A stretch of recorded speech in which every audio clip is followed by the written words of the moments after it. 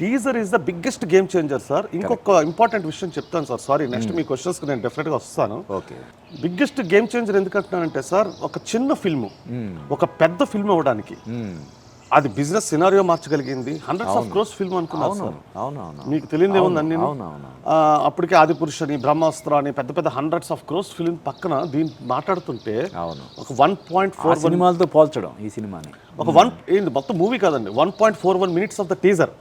అవును, కరెక్ట్. ఒక 1.41 minute teaser it's game changer అంటే ఇండియాలోని that's the case study sir, VFX and film making లోని. కరెక్ట్. ఖచ్చితంగా ఇండియాలోని case study subject it's Hanuman. Correct అండి. అయితే ఇప్పుడు మీరు టీజర్ గురించి చెప్పారు. నిజంగానే టీజర్ అనేది ఒక గేమ్ చేంజర్ లాగా అయింది ఈ సినిమాకి. కానీ ఈ టీజర్ రిలీజ్ చేయడానికి కూడా ఒక 2-3 సార్లు వాయిదా పడడం అనేది జరిగింది. అది ఎందుకు జరిగింది అంటారు అలాగా? మళ్ళీ విఎఫ్ఎక్స్ మీరు బ్లేమ్ చేసే ఉద్దేశంలోనే క్వశ్చన్ అడుగుతున్నారు. అలానే కాదు, జనరల్గా చాలా సినిమాలు విఎఫ్ఎక్స్ కారణంగా పోస్ట్ పోన్ అవ్వడం, అది కూడా నెలల తరబడి సలార్ కావచ్చు, లేకపోతే ఇలా చాలా సినిమాలు, అర్థమైంది, ఆదిపురుష్ కావచ్చు, ఇవన్నీ కూడా ఎందుకు అలాగా? ఎప్పుడైనా మనకి క్వాలిటీ అంటే టైం సార్. ఎప్పుడైతే ఫస్ట్ ఏదైతే అనుకున్నామో అదే బడ్జెట్లోని అలాగే చేస్తే టైంకి యాజ్ పర్ టైంకి వెళ్ళిపోద్ది. అందరికీ ఒక టీం వర్క్ నడుస్తుంది, మంచి ట్యూనింగ్ నడుస్తుంది. నేను రిక్వెస్ట్ చేసుకోవచ్చు డైరెక్టర్ని, సార్ ఇది ఇంకా ఎన్హాన్స్ చేద్దాం, మనకి మీరు ఒక 2 నెలలు పోస్ట్ పోన్ చేయండి. ఓకే.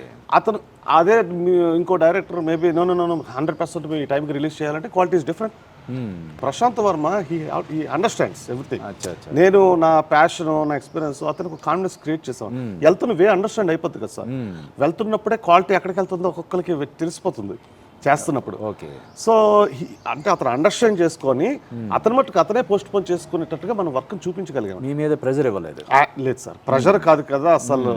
వర్క్ ఎంత చేసుకోవడానికే నేను ఒక స్టేజ్లో ఇంకా నేనే అన్నాను సార్, సార్ ఇంక ఇబ్బంది పెడుతున్నామేమో, మీరు టీజర్ రిలీజ్కి వెళ్ళిపోండి అని.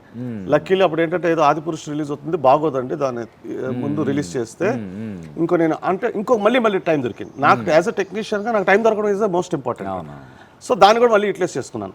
అంటే అది నాది కాదు, నాతనే చేసుకున్నారు, అది కూడా చెప్తున్నాను. సో ఫైనల్గా ఎనీవే అది మొత్తం టోటల్లీ సినారియో మార్చేసింది టోటల్గా ఒక టీజర్.